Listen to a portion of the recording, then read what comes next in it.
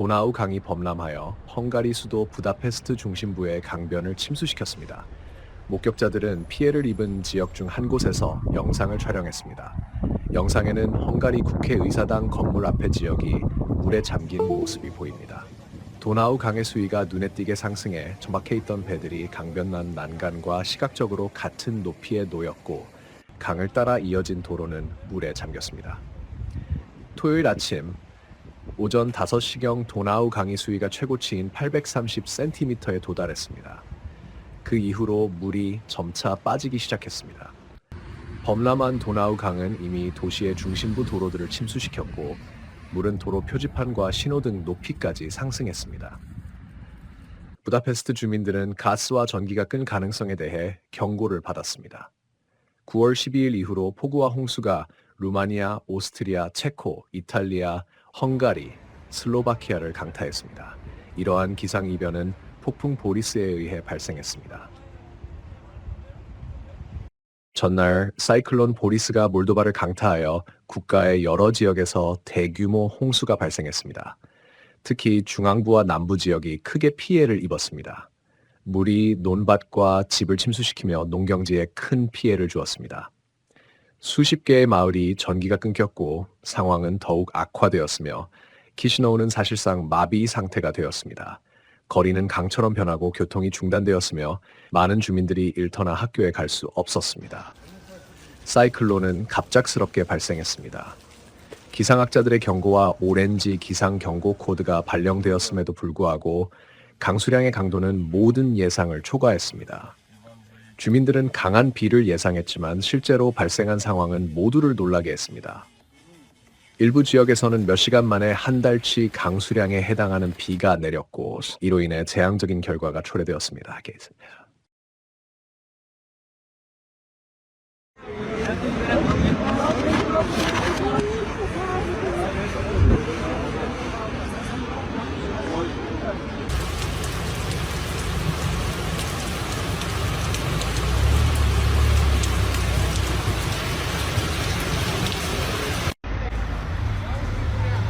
N-aveți voie să parcați aici?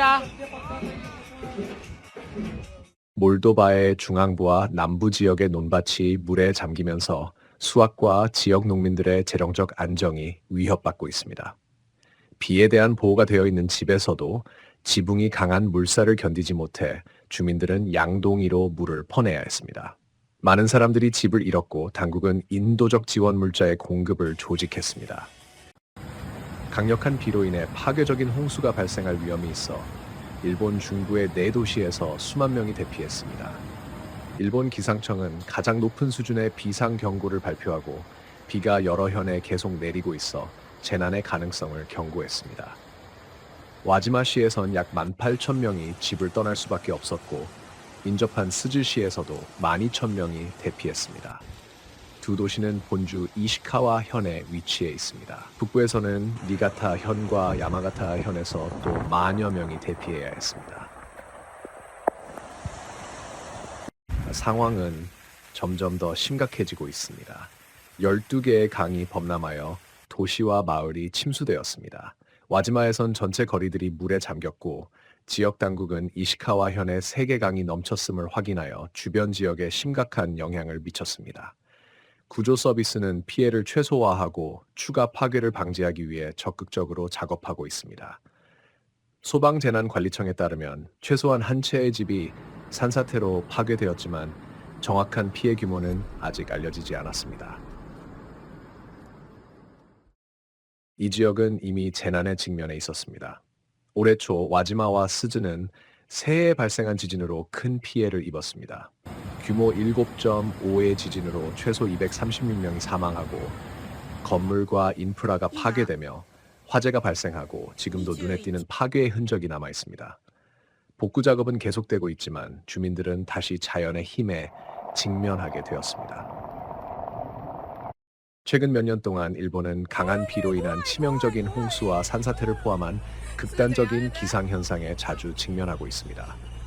약화된 지형과 폭우가 재난을 초래하는 조건을 만들어내고 있으며 많은 지역사회가 반복되는 위협에 대처하기 위해 노력하고 있습니다.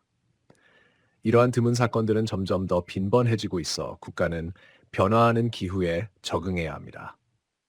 정부기관은 대피자를 위한 대피소를 설치하고 지원을 조정하기 위해 24시간 계속해서 활동하고 있습니다. 홍수와 산사태의 위협은 여전히 높으며 구조 서비스는 날씨가 개선되지 않기 때문에 사람들에게 경계를 요청하고 있습니다. 상하이 당국은 강력한 태풍 푸아산의 영향으로 시내의 112만 주민들을 긴급 대피시켰습니다. 기상 관측소의 데이터에 따르면 태풍은 이 대도시에 상륙하여 우둥과 펑시안 구역에서 6시간 동안 30cm가 넘는 기록적인 강수량을 초래하는 강한 폭우를 일으켰습니다. 이 자연재해는 교통 인프라에도 큰 영향을 미쳤으며 54대의 기차와 26척의 페리 운행이 중단되었습니다. 태풍 푸아산은 목요일에 중국 동부의 저장성을 처음으로 강타한 후 상하이에 상륙했습니다. 충돌시 최대 풍속은 초당 23m에 달했습니다.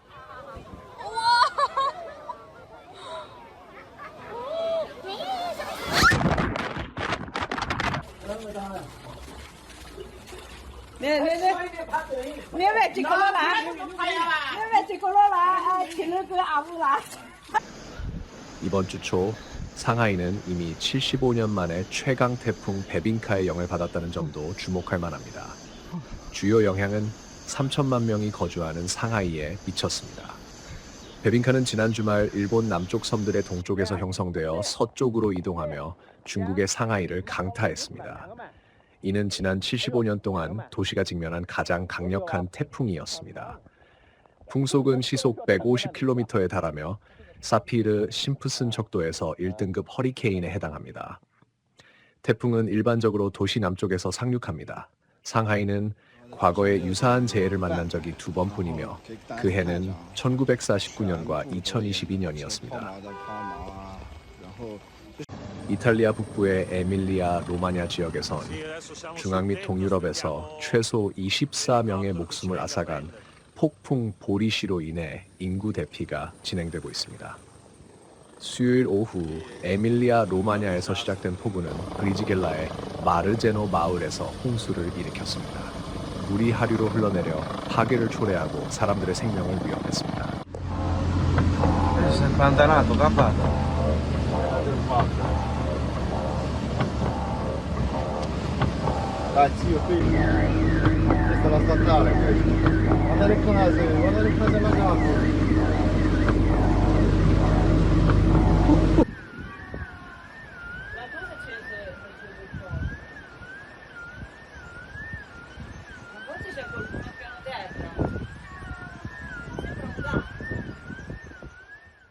브리지겔라 시청은 피해 지역 주민들에게 자택에서 대피할 것을 촉구했습니다.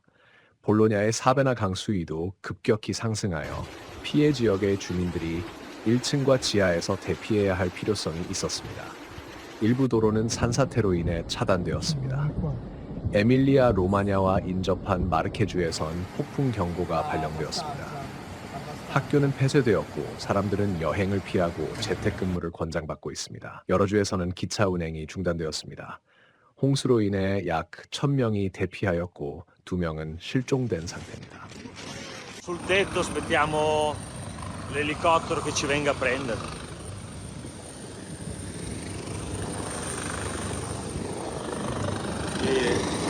È un disastro. 지난주부터 풍보리시는 체코 공화국, 루마니아, 폴란드 및 오스트리아에서 광범위한 홍수와 폭우를 일으켰습니다. 과학자들은 극단적인 강수와 홍수가 인위적인 기후변화로 인해 점점 더 빈번하고 강악렬해지고 있다고 경고하고 있습니다. 기후변화에 관한 정부 간 패널은 지구온난화가 홍수, 가뭄, 폭풍과 같은 극단적인 기상현상의 위험을 증가시킨다고 보고하고 있습니다. 온도 상승은 수분의 증발을 더욱 강하게 하여 더 강한 비와 홍수를 초래합니다. 한국에서는 대규모 홍수를 일으킨 폭우의 여파를 제거하는 작업이 진행되고 있습니다. 중심지는 나라에서 2번째로 큰 도시인 부산입니다. 단 몇 시간 만에 270mm의 강수량이 기록되었습니다. 도로는 물에 잠겼고 도로 표면이 침식되어 깊이 10m까지의 많은 침하가 발생했습니다. 심지어 트럭조차도 그곳에 빠졌습니다. 긴급 서비스는 재해의 영향을 완화하기 위해 24시간 동안 작업하고 있습니다. 지역 당국은 시민들에게 침수된 지역을 여행하지 말 것을 권장하고 있습니다. 일기예보에서는 비가 계속될 것이라고 예고하여 상황이 더욱 악화될 것에 대한 우려가 커지고 있습니다. 전문가들은 산사태의 가능성에 대해 경고하고 조심할 것을 촉구하고 있습니다. 인프라 복구에는 몇 주가 걸릴 수 있으며 일부 지역상에선 몇 개월이 걸릴 수도 있습니다. 강력한 태풍 베빈카가 2024년 10월 16일 월요일 아침에 중국을 강타했습니다. 중국 기상청에 따르면 이 태풍은 1949년 이후 가장 강력한 태풍입니다. 중국 동부에 위치한 대도시 상하이는 인구가 2,400만 명이 넘으며 가장 큰 피해를 입었습니다. 태풍 베빈카는 동중국해를 지나 일본의 아마미 제도를 통과했습니다. 바람 속도는 시속 98km에 달했습니다. 태풍은 아침까지 상하이에 도달했으며 기상학자들은 바람 속도가 초속 42m에 이른다고 보고했습니다. 월요일 아침에는 약 10cm의 강수량이 기록되었습니다.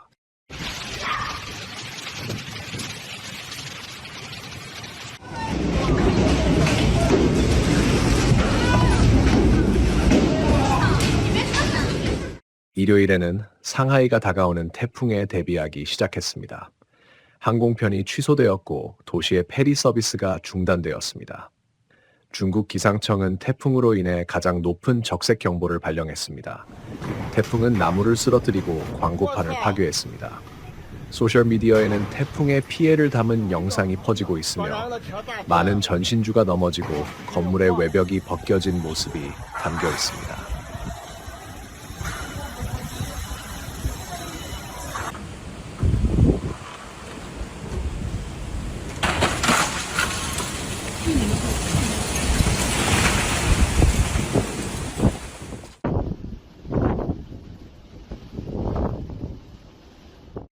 태풍은 중추절과 겹쳤습니다. 중추절은 3일 동안 기념되는 명절입니다. 이는 소비자 지출을 크게 줄이고 국가 경제에 부정적인 영향을 미칠 수 있습니다. 많은 축제와 기념 행사가 취소되었습니다. 일부 관광객은 호텔에 갇히게 되었고 다른 관광객들은 상하이 여행을 취소했습니다. 이 태풍은 올해의 첫 대규모 자연재해가 아닙니다. 여름 동안 중국의 일부 지역은 가뭄을 겪었고 다른 지역은 홍수 피해를 입었습니다. 또한 중국에서는 1961년 이후 가장 더운 7월이 기록되었습니다.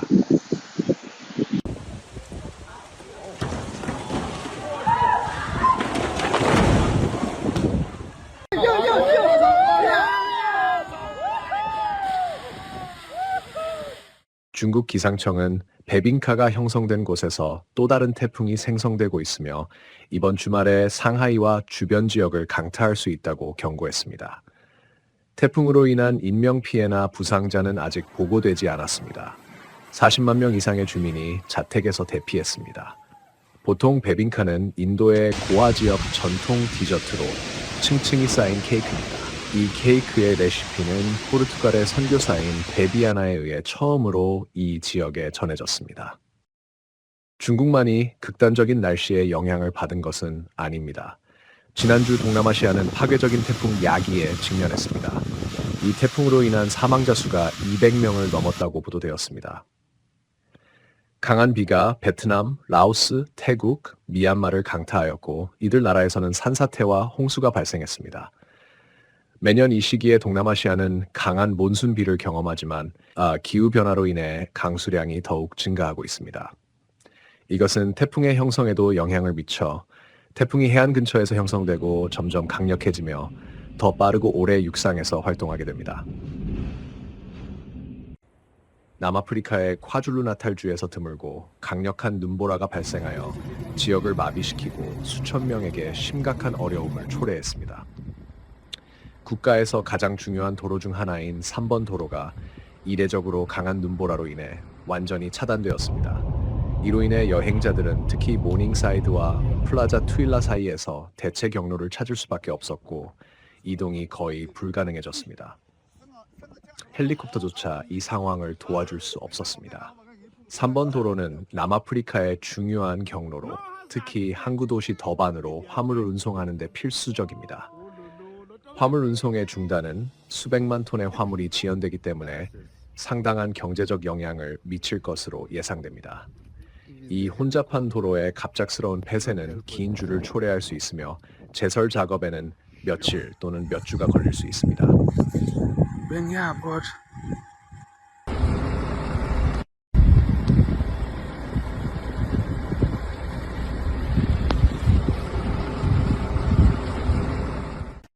요하네스버그에서 출발하는 모든 차량은 심각한 어려움에 직면했습니다. 교통부는 특히 눈이 내린 고속도로의 주유소에서 밤을 보낼 수밖에 없었던 많은 여행자에 대해 깊은 우려를 표명했습니다. 긴급 구조 서비스가 신속하게 지원을 위해 파견되었지만 일요일 아침까지 부상이나 사망자는 보고되지 않았습니다. 눈보라는 레소토와의 3개의 국경 통과점이 폐쇄되는 원인이 되었습니다. 국경관리기관은 많은 도로가 완전히 통행 불가능해져 심각한 위험이 있다고 보고했습니다. 소셜미디어에는 깊은 눈에 갇힌 자동차, 트럭, 버스의 영상이 올라왔습니다.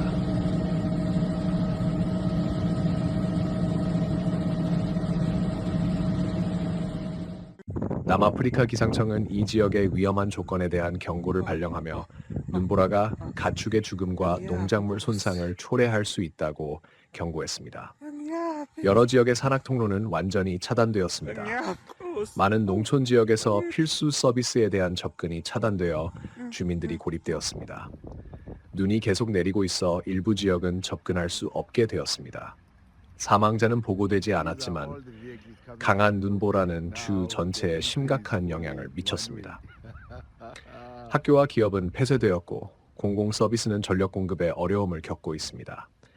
전선에 쌓인 눈의 무게가 여러 지역에서 정전을 일으켜 많은 주민들이 몇 시간 동안 전력을 잃었습니다. 프랑스의 해안 도시는 계속된 폭우로 인해 거리가 강으로 변하면서 심각한 홍수와 싸우고 있습니다. 칸에서는 사람들이 가로등 기둥에 필사적으로 매달리는 동안 차들이 강력한 물살에 휩쓸렸습니다. 소셜 네트워크 트위터에 게시된 충격적인 영상에는 물에 잠긴 해안 도시의 모습이 담겨 있으며 보행자들이 도로를 건너려고 하면서 물살과 싸우는 장면이 포착되었습니다.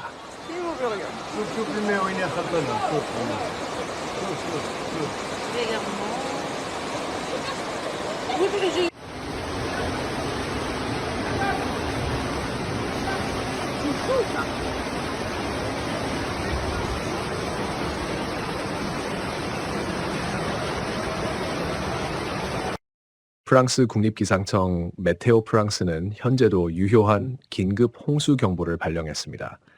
그들은 특히 이 취약하거나 노출된 지역에서 중간 정도의 피해가 예상되며 야외 활동을 하는 사람들에게 경고했습니다.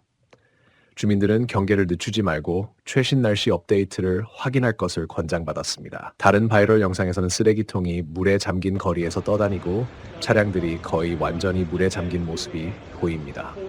한 영상의 자막에는 오늘 아침 칸이 비에 잠겼다라고 적혀 있습니다. 일부 영상은 지하 주차장과 터널이 완전히 물에 잠긴 모습도 보여줍니다.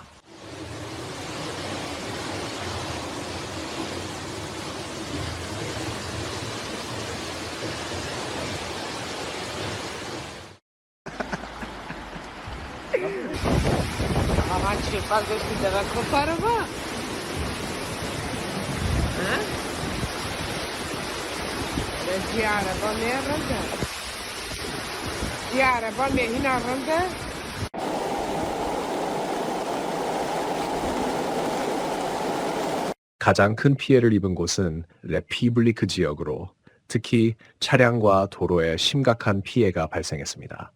X에 게시된 도시의 공식 페이지에 따르면 미디대로로 이어지는 통로를 포함한 여러 주요 경로가 침수되었습니다. 라샤 마테오에 따르면 폭풍은 1시간 동안 26mm의 비를 내렸으며 그중 18mm가 단 12분 만에 내려 도시 전역에 대규모 물살을 일으켰습니다. 폭풍의 최악의 단계는 지났지만 그 여파로 도시는 혼란에 빠졌고 당국은 복구 작업을 계속하고 있습니다.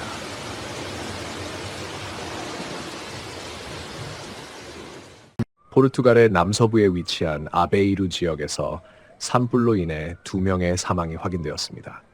포르투갈 국가 비상사태 및 민간 방위청에 따르면 한 명은 세베르 두보우가 시에서 화상으로 사망하였고 다른 한 명은 알베르가리아 벨라시에서 심장마비로 사망하였습니다. 후에 밝혀진 바에 따르면 두 번째 사망자는 29살의 브라질 국적 남성으로 산림회사의 직원이었으며 장비를 수리하려다 화재에 휘말리게 되었습니다.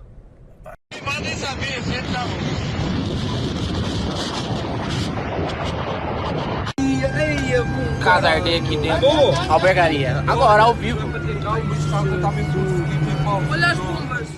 그중 3명은 아베이루의 병원에 입원해 있으며 나머지 1명은 코임브라의 대학병원으로 이송되었습니다. 포르투갈은 아베이루 지역에서 발생한 화재를 진압하기 위해 1200명의 소방관 391대의 장비, 12대의 헬리콥터를 동원했습니다. 또한 포르투갈 정부의 요청에 따라 유럽연합은 신속하게 8대의 항공기를 산불 진압에 지원했습니다.